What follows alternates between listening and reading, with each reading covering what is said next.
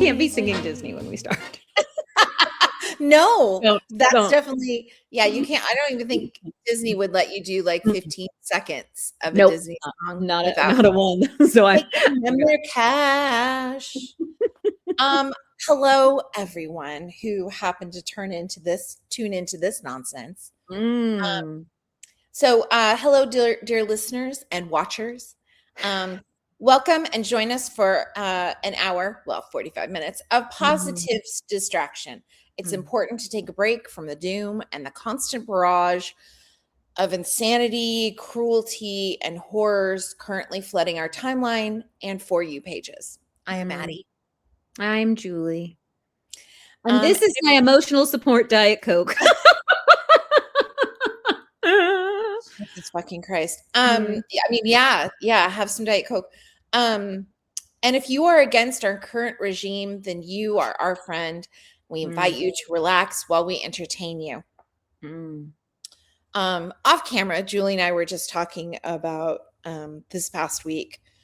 This will be aired much later, but it was emotionally my toughest week. I actually had intrusive thoughts that I was unable to escape about some of the things that I've read in the files. And I realized, I got to, so I have to step back. Like I can't. Yes. No, I can't read anymore. I can't see anymore. It's so dark. It's so dark. For your own well-being. Yeah. One of the things that doesn't help and makes me feel way worse is so much infighting, Julie. There's so much infighting. People are like, oh, you're surprised? The United States has always been about this. I am aware.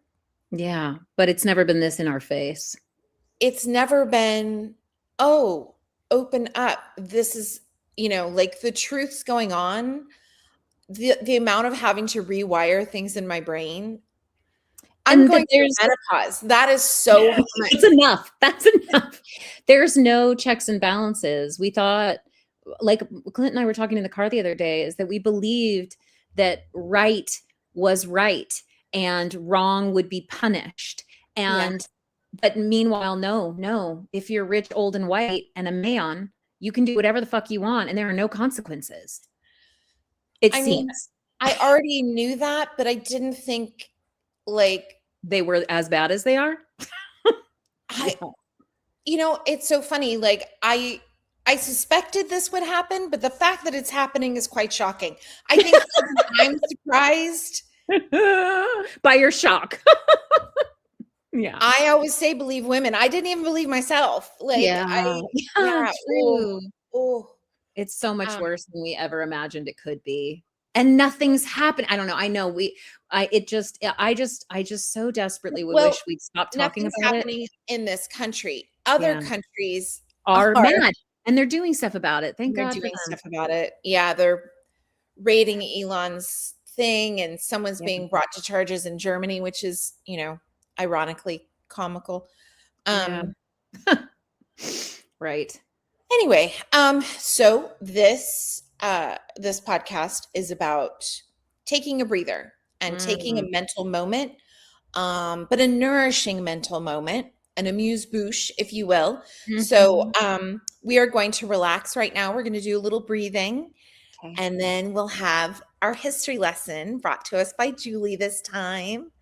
Okay, so I want everyone to close their eyes, and you're going to take a deep inhale with me for 1, 2, 3, 4.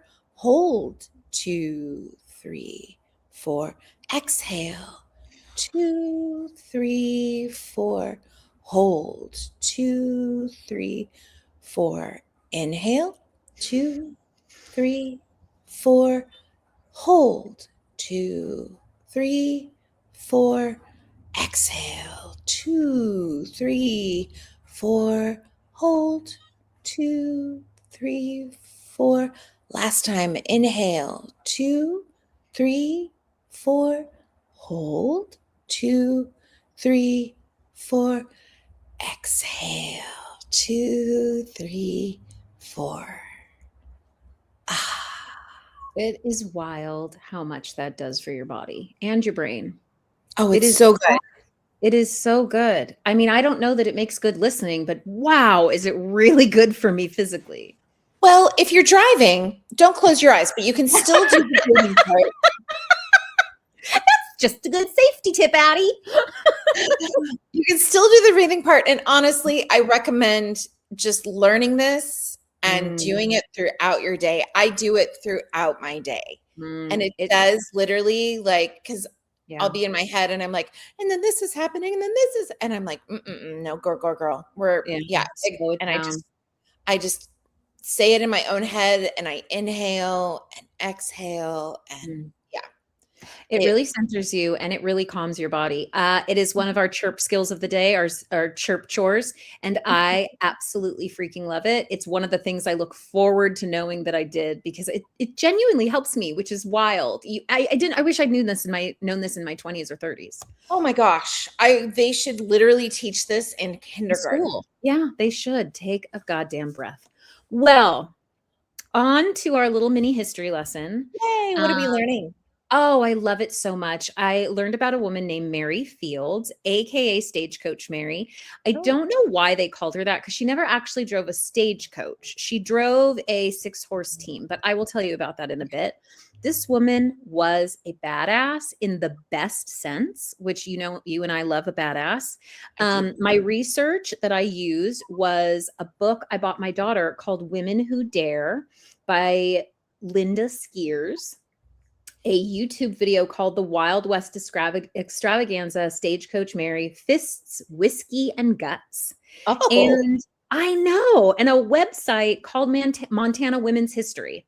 I had no idea Montana had a women's history website. It's a fabulous website and had stories about tons of fabulous women, but Mary Fields is the one that stuck me. So let's learn about her, shall we? I sent you some wonderful pictures of her too. You did. I love her full-on resting bitch face, which fair ownership. And she doesn't mind it at all. She wears it proudly. She is truly a badass, and I will put those on our Instagram. So Mary Fields was born into slavery in 1832 on a plantation in Hickman County, Tennessee. Like many slaves, Mary never knew her actual birth date, but it is worth noting that while stories of Mary are vast, it's hard to trace exact dates, because although she was literate, she left no written record. Actor Gary Cooper, from movies like High Noon, spent a lot of time in Cascade, Montana as a child, and said he knew Mary well. He was once quoted as saying, "She was, in the best sense, a pioneer woman. She was rough and she was tough. She was born a slave, but lived to become one of the freest souls ever to draw breath, and a 38. Isn't that rad? Wow. I know. So while accounts of Mary's youth are sparse, we know that she gained her freedom in 1870. So she would have been like already 38 years old. She began work as a chambermaid on a steamboat, ironically titled the Robert E. Lee. Because fuck that motherfucker.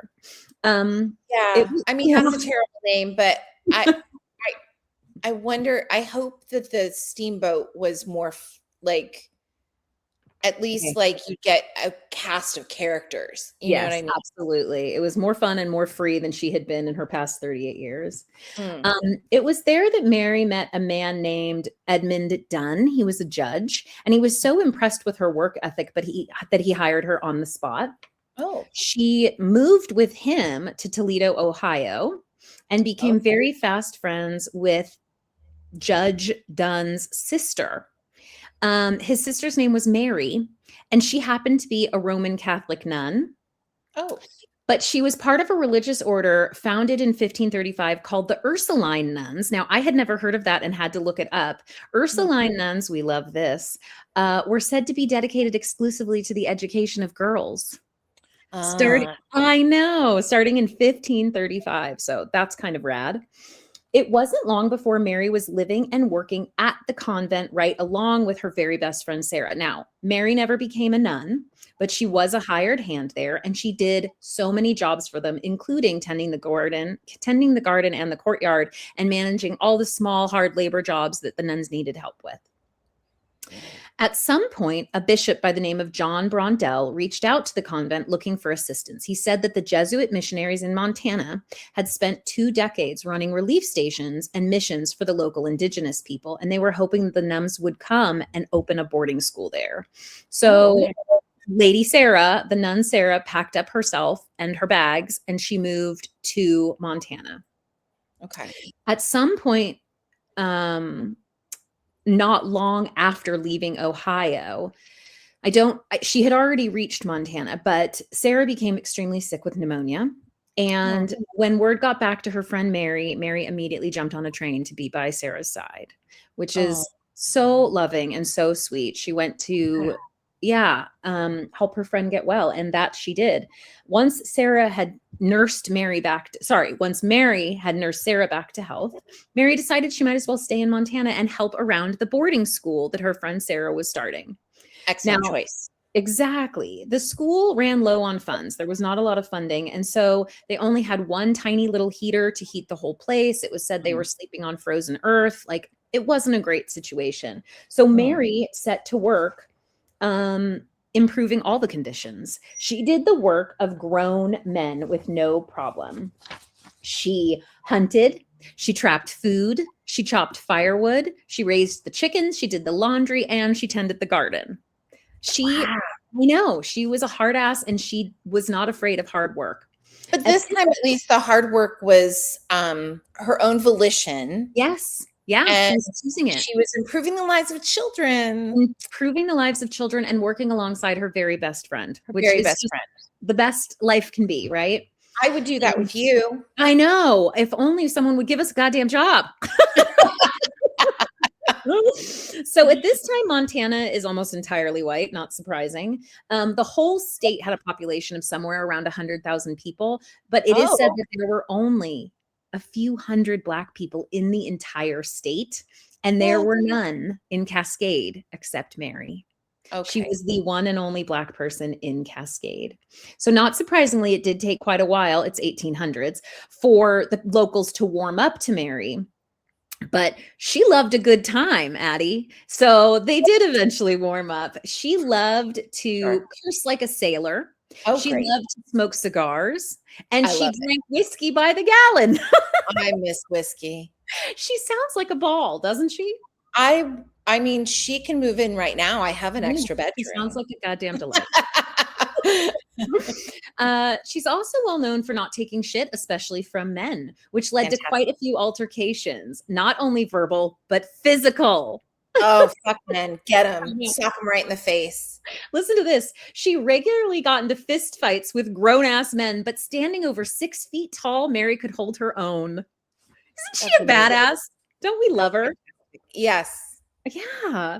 As I'm hearing everything I heard about her, I was like, I love this woman. She's ahead of her time. Mm-hmm. So unfortunately, one of these altercations led to Mary losing her job at the mission. And they were trying to teach young girls how to be, Victorian and, have etiquette and all those things. And fistfights didn't really fit in, let alone all the drinking and cursing. Sure. But she was so beloved by these women, by these nuns, that they were determined to find her somewhere else to work. And they actually established her with her own restaurant, which says so much about her, that they just loved her so much. They just wanted her to have something for herself. So it sounds perfect, but unfortunately, Mary's tough outer shell was mostly a facade. She had an extremely tender heart, and she simply couldn't stand to see people go hungry. So she gave away more food than she charged for. Oh. And it failed. The restaurant failed because of that. Now, some accounts say there were 2 restaurants, and that happened both times. No. How freaking lovely is she? I understand where her heart was, but I mean, you do actually have to, I always say, they say on an airplane, apply the oxygen to yourself. First, helping others. Yeah. Well, you don't want to pass out and not be able to give either of you. I mean, you're not any good if you're not actually Yeah. Yeah, Who are you surviving, but who are she gonna just feed couldn't if you're stand to not? see people go hungry, so she was feeding everybody. But this is when Mary's friend, Sarah, and other nuns encouraged her to become a star route carrier for the US Postal Service. So star route carriers were a very specific group who worked in rural areas, and all of Montana at the time was rural. They delivered mail via horse-drawn coach. Oh, yeah. Now I love this. In order to get the job, Mary had to prove that she could not only hitch up, but she could control a 6-horse team. And not only did she succeed, but she managed to hitch up those horses faster than any of the other men applying for the job. So Mary became, I know, I it's can't imagine controlling one horse. 6 horses? 6 horses. That's so many horses. So this is when we find out that Mary became the second woman ever to work for the Star Route Carriers, but the first Black woman ever to work for the Star Route Carriers. Oh my goodness. So her route, which is so darling, was the 15 miles between Cascade and the Mission where her friend Sarah was and where she had previously worked. So she got to go every day to see her best friend. So sweet. Oh, I that is know. I know. She had a uniform, but it was her own making, a uniform of her own making. Her preferred uniform was a man's hat, a man's coat, and a cigar. She smoked a cigar every day. She kept a jug of whiskey at her feet, a .38 revolver on her hip, and a rifle or shotgun on the seat next to her at all times. Because, back then people were robbing, Yeah. mail carriers and all that shit. So Well, yeah, because people sent like goods through the mail. They sent money through the mail. Yeah. Everything. Information. Yeah. Everything. Yeah, there was no other way to get it somewhere. So she was supposedly she had to fight off wolves at one point. She had really scary weather. I mean, but apparently she never lost a load. She was dedicated to this job so much so that if the weather got too bad for the carriage to keep going, she would pile the mail on her back and walk. I know. Now, remember, she began this job in her early 60s by this time. So she started in her early 60s and she stayed for nearly a decade, supposedly never missing a day's work. In 1903, Mary's friend Sarah was called to do missionary work in Alaska. Oh. And this is when Mary decided it was time to retire her job as the U.S. Postal Service. Now, I wrote, I think this is because she'd no longer see her best friend on the daily for those deliveries to the mission. But she was also over 70 years old. Oh my gosh, yes. She stayed 10 years. I mean, I think she's remarkable. She's remarkable by today's standards, let alone by the 1800 standards. Yes. Okay, this is where I had to add some very cute Mary stories that I came across in my reading that didn't fit in my little mini biography here, but you have to hear them because they're so darling. So first of all, due to a city ordinance and the fact that Mary was a Black woman, she was not allowed inside, let alone to drink inside the bars in Cascade. But the mayor eventually passed a law that had a special exemption just for her. And I think that just screams respect. He's like, Mary's allowed in the bar. I mean, you would hope it would open his heart and be like, everybody. You would hope, but it's the 1800s, Addie. We take the crumbs where we can get them. Baby fucking steps, I guess. Baby fucking steps. Secondly, even though Mary was known for being rough and tough, she was also simultaneously known and designated as the town's babysitter. It was said that all the local children absolutely loved her, and sweetheart Mary doted on them like they were her very own children. Even the mayor's son called her gentle and loving and said she played second mother to all of the local kids. So sweet. Third, she was a huge baseball fan. She would show up at the games, she'd hang out, she'd talk to the players, and she regularly brought them bouquets of flowers. Wow. Isn't that darling? There's picture. In one of the pictures I sent you, she's with a baseball team, and she has a bouquet of flowers. Yeah. I couldn't figure it out. I was looking at the picture, and I'm like, well, she'll tell me what this is. Yeah. She's got a little bouquet. She brought them flowers. Okay. Oh. Isn't that darling? Oh, I mean, come on. I know. My favorite of all, I have to tell you last, is that Randomly, Mary would decide to throw herself a birthday celebration. Even though she never knew what her actual birthday was, she just, when the mood struck, threw a birthday celebration. She'd have a party for herself. She felt it was a really good excuse to be able to hand out candy to all these children that she loved. And Yes. she is so beloved by the locals at this time that they would close businesses early and they would close schools early so that everyone could come celebrate with her. I mean, stop it. So she's, getting up there in years, but she's such a beloved member of Cascade community that when her house burnt down in 1912, the locals came together to rebuild it for her. And the owner of the local Cascade Hotel provided all her meals free of charge. Oh. I know. Mary died on December 5th, 1914, around the age of 82. Her funeral is said to have been one of the largest Cascade has ever seen, and her headstone still remains in Cascade Hillside Cemetery. I gave you a photo of that too. I'll put it in Instagram. Okay. So Mary's been portrayed in many movies by many famous women, including, God, I cannot talk today, including Zazie Beetz in the Netflix original, The Harder They Fall. Whoopi Goldberg in the movie called Outlaw Posse. There are multiple others. I didn't feel the need to list them all. But there is a children's book about Mary Fields. There's a screenplay written about Mary Fields. And even a freaking asteroid is named after this woman. Oh. So people definitely see her as a force to be reckoned with. Ebony Magazine published a story in 1959 about Mary. It was written by the legendary actor Gary Cooper. And he wrote, Mary could whoop any two men in the territory and had fondness for liquor that only was matched by her capacity to put it away. Isn't that great? Oh, I know. I love her. Mary Fields. I know. I love her too. She was a badass when we needed badasses. We still need badasses. Yes. Yes. We could use a Mary Fields right now. Oh, willing to whip many asses. Whoop many men's asses. Okay. 100%. All right. Well, thank you for that, Julie. That was really good. I'm so glad you liked it. I loved learning that. Yeah. I know. I love knowing who she is now. I feel like I can share with other people. Have you ever heard of Mary Fields? I hadn't heard of her. I hadn't heard of her. I mean, instead of all the doom and gloom conversations, to be like, let's change the topic. I just learned about an interesting woman. Not to scratch the record here, but can we go a different direction? I can't the doom scrolling's bad enough. I can't doom conversation anymore. No. Okay. So the next part of our podcast will be the advice portion. Love it. So, Julie, I bring to you this. Okay. I'm excited. I have this is an anonymous, so we're gonna protect, but we're gonna talk about it. Okay. I have a fairly large family, 7 aunts and uncles, and we all live in the same city, up in each other's business every day.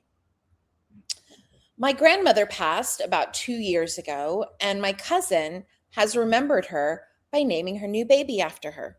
Oh. That seems super sweet, except that the dad and her had a one-night stand. And when she found out she was pregnant, he moved in with her.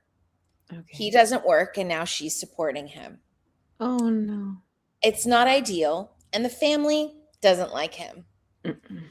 But when anyone says anything, she claims racism as the father is Black. Oh. Problem is, there is some truth to that, as not all, but some of the members of the family are racist and are upset that she named her biracial baby she had out of wedlock after grandma. Okay. Shit. Oh, the racism is thick. Okay. Yes. So, wow. I know. I would say you have to, when you hear your family members talking about that, reframe it, right? Like, we can't be mad at the child for being biracial or for anyone being in an interracial relationship. You have to focus on like specifics, right? Mhm. So Oh, you do. You do. You need a partner who carries their own weight and supports your need for help in the house or supports you financially or at least contributes. Let's talk about, does he contribute? Like, if the problem truly is this man is not a good partner, then we shouldn't even bring up the color of his skin. no. So if anyone does, you say, it doesn't matter what color he is he a good partner? And maybe if they're talking to her about it and her defense is, oh, you just don't like him because he's Black, you can say, that's a separate issue. If you have that problem, that's a separate issue. I want to talk about how he helps in the home. I want to talk about what kind of partner this man is to you. And a great way to help people see what's happening is ask questions. Talk to me about what you get out of this relationship. Talk to me about how he helps you feel supported, and then if she has a hard time coming up with answers, maybe that will help her see the truth. Yeah. Also, no matter what the child looks like, it's lovely to name a child after a grandparent. What if the kid was just ugly? Like, you wouldn't be mad if the kid was just ugly. You named that ugly child. And yeah, like that's, and you're like, well, I'm sorry I named this child Pearl because she is not one. No, you're not going to say that. No. Like, right? No, it doesn't matter. It doesn't matter. This sounds hard. Also, and they're all up in each other's face all the time. Yeah. So yeah, I mean, you can't just sit by and like, I wouldn't sit by if it were my family and just let racism like fly. I'd have to be like, that's not the problem. Who cares? Like, who cares about that? It is 2026. The out of wedlock, well, they, from what I understand, they are a religious family, but things have progressed and that doesn't really matter that much anymore. And maybe it'll happen eventually. I've known people who have been married, had children, and not gotten married till the kids are older. Well, and it's a little bit hypocritical to not like the guy but wish she was married to him. What do you even choose a side? Right? Yeah. That doesn't even make sense. Pick one. What are you mad about? Makes sense. Makes some fucking sense. Well, also, here's the thing. If she is bothered to this point where she's like, oh, you all are racist and it has nothing to do with who he is, maybe she will move. And then they won't all be up in their business. Because, like, truly, if they're just giving her racist reasons why he doesn't, suit them, then get the hell out of town. Just, really, truly, start saving. My suggestion, I like everything you said. I think asking questions is always good. What is he bringing to the table? I think, I work retail. And when someone who seems really shady is shopping, you are supposed to over service them, right? So they know there's going to be someone standing there watching them the whole time. So, invite him places, invite him to the house. Yeah. And be crazy nice to him. Kill him with kindness. Kill him with kindness. And either he'll change or maybe there'll be more of an understanding. Yeah. Well, also, what about inclusivity is bad? If we include him, maybe he'll decide he needs to get a job and work because he supports his family or wants to help support his family. Maybe he'll see that they're worried about her struggling. Maybe he'll think, because what's true, and Mary was the perfect example of this. People can be total racists, but get to know a person and change their mind. Now, do we wish that mayor had changed his mind about everybody? Yes. But the tiny step of just realizing, well, this one's a good egg. What if he is great? Maybe he's just struggling to find a job. Like, let's ask some fucking questions. I think it's easy to just throw away. But if you're in this kind of close knit of a family, I understand it's fun to all hate someone together, but it's not helpful. It's not actually helpful. He lives there and they have a child. The jig is up. Right. It already happened. You have to accept it. There's a cute little baby, which is a blessing either way.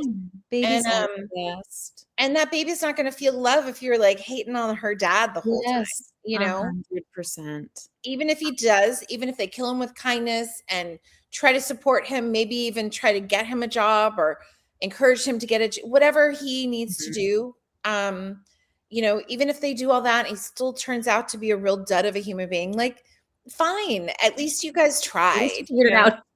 Maybe the reason they're mad is because it's a boy child that he named after grandma. That would be that would be funny. That would be hilarious. No, that's not the case, I'm sure. 'Cause I was just thinking, I was like, "Wow, how did Addie know it's a girl?" And then I'm like, "Oh, because she said named after grandma." Took me a minute. Took me a minute, but I got there. Yes, I sincerely yeah, I mean, it's fine. You can name whomever you want, whoever you want, but, Yeah. I feel like that would have been pointed out also in the Yes, I'm question. sure. Okay, so if you guys have some, a scenario that you would like us to go over, Yeah. feel free, please, to email us at askaddieandjulie@gmail.com, spelled out entirely. So AskaAddandJulie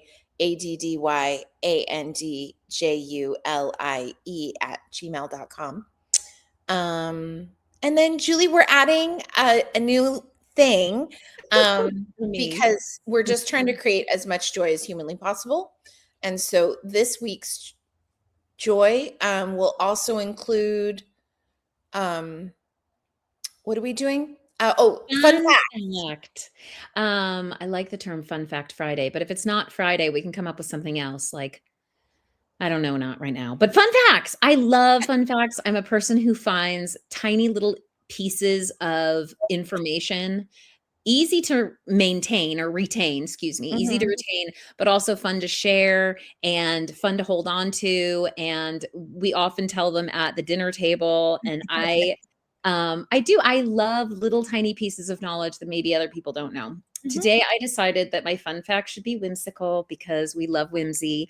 And there is no more whimsical fact than this. Despite not existing, the unicorn is the national animal of Scotland, Oh. which is so charming to me because, well, here's why. It's on their royal coat of arms, first of all. Secondly, Okay. it was chosen all the way back in the 15th century by King James III. So it's been for a long time their national animal. The Wow. reason why is it symbolizes innocence, purity, healing powers, strength, and independence. So I loved it. What's more whimsical than a unicorn? I can't think of a thing. And I have one small piece of advice to anyone out there who hasn't heard it. Growing up, one of the songs I loved more than anything was called The Unicorn. And it's sung by a group called the Irish Rovers Mm. and written by Shel Silverstein, our very Um, own. But yes. I loved it so much. It's so cute. It's sung with an Irish accent. It's Mm. very catchy, and I highly recommend. You can stream it anywhere. I found it on YouTube. I've found it on Spotify or all those streaming services have it. So, The Unicorn by the Irish Rovers. Oh, I'm excited. I'm gonna listen to that. You absolutely need to listen to it. You will enjoy it thoroughly. Yeah. Um, and then I would also like to say something that I did this week that did bring me a little bit of Mm. entertainment joy Oh, yes. was Tell me. on Hulu. They have a documentary on the Lilith Fair. I went to the Lilith Fair. You did, Julie? That's I crazy. did. I was in high school, and a bunch of my girlfriends and I got tickets, and it was so good at Shoreline Amphitheater in the Bay Area. It was Oh, yeah. so good, and it was such a, like, all these women together singing. I mean, there were men there, women drag their men, but it felt very feminine, positive energy. Mhm. I Yeah, loved it. that's I didn't go because uh s- so it was the late 90s, Mm, mid to late 90s when it went on, and Lilith Fair lasted for 3 years. mhm. Um which I didn't realize. And uh it was sort of a response to Lollapalooza at the time.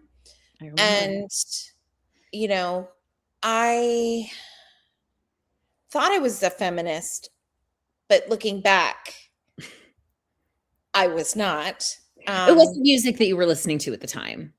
It it wasn't the thought that I had in my head. I mean, there was the culture itself, even the cool kid culture was so misogynistic.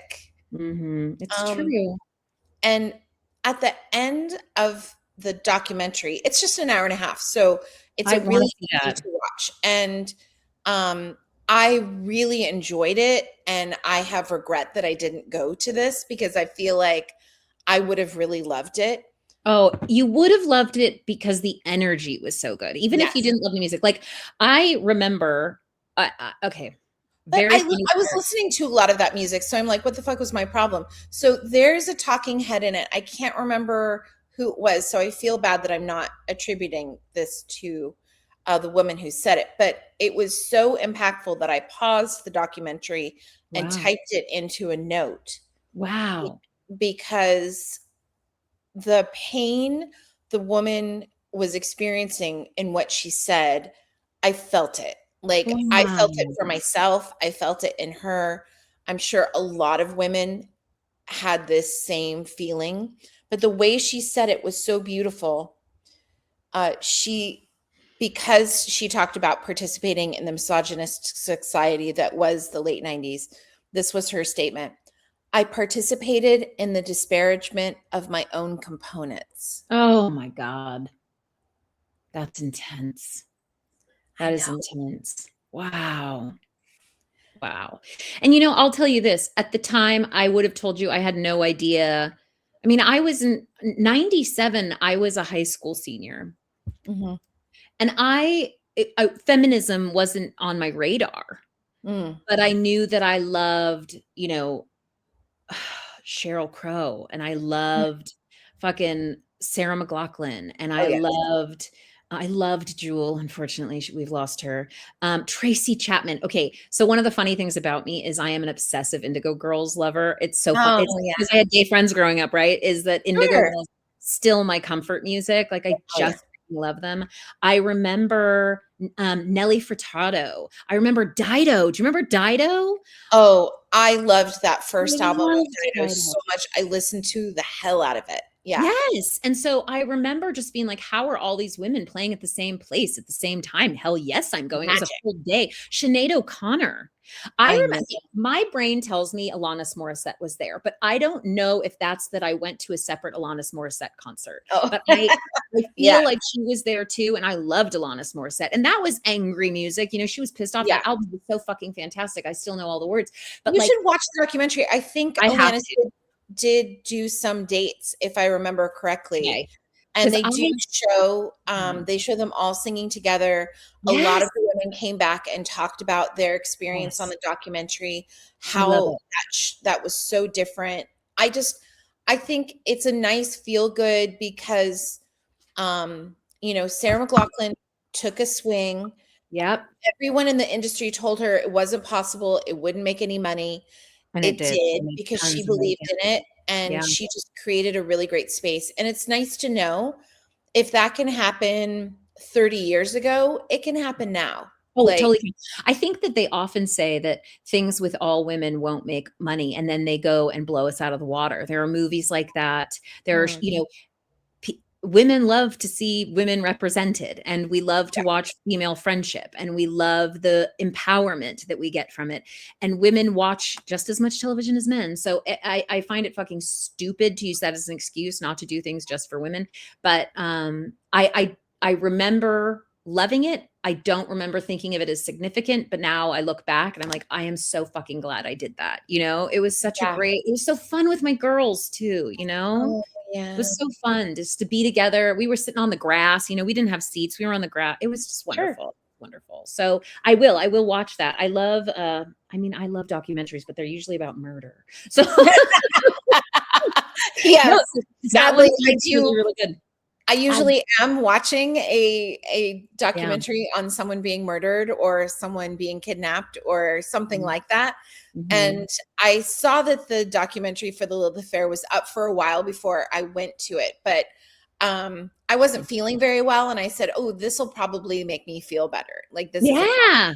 Oh, And 100%. it absolutely did. It was really great. That's All awesome. right. I love that. I started watching something called Department Q. Have Mm, you ever heard of this? mm-mm. It's one season, it's on Netflix. It came out in 2025. But the first 3 minutes I was like, "Oh!" And so I was hooked immediately, Mm, and I think they're gonna come back with another season, and it's basically, it's a crime drama, but it's so good. I don't wanna give anything away, but basically, I think they're gonna, solve one cold case every okay. season, but I Mm, am loving it. It is, Irish actors, which I love that accent, that's great. and, it's so I think the main character's actually got a British accent, but I love it, and I'm super hooked, and I every episode, I'm like, "Ah, I wanna see more." So, that to me, it takes my brain away from the negative thoughts Yeah. and the scary doom scrolling and Mhm. into the fake reality of, the fake reality of, crime Mhm. solving, which I'm Yeah. good with it when it's a fake crime. Sure. I mean, I'm good with it when it's a real one, but we know that's even more upsetting. So, yeah, can't say enough about Department Q. Find it on Netflix. Okay. Thank you, Yeah. Julie. Yay, All thank right. you, friend. I love you You're so much. welcome. All right. Well, if anyone's watching or listening to this, we hope that this brought you a little bit of distraction, a little bit of joy. And if it Absolutely. did, I don't, what do they say? Subscribe, rate. If you feel up for it. I mean, if you're not Write doing us that, a letter. How about that? I love advice from people I don't know. I like to hear people's version of what right? they think. Yeah, a Yes, different opinion is a wonderful thing. it is. Sometimes the people you know uh, give you advice based on Knowing you so well. knowing you so well. Yeah. And sometimes that's a blessing, and sometimes it's a curse. Yeah, I like advice from people who don't, because sometimes they simplify it and you're like, "Wait, it's not that simple." And they're like, "Yeah, it really is," you know? Think Yeah. of it more simply. So I love that. So yeah, email us if you want. Yeah. All We'd love right. to hear from you. Well, bye, Julie. I love you. Bye. Lazy. I wanna be lazy.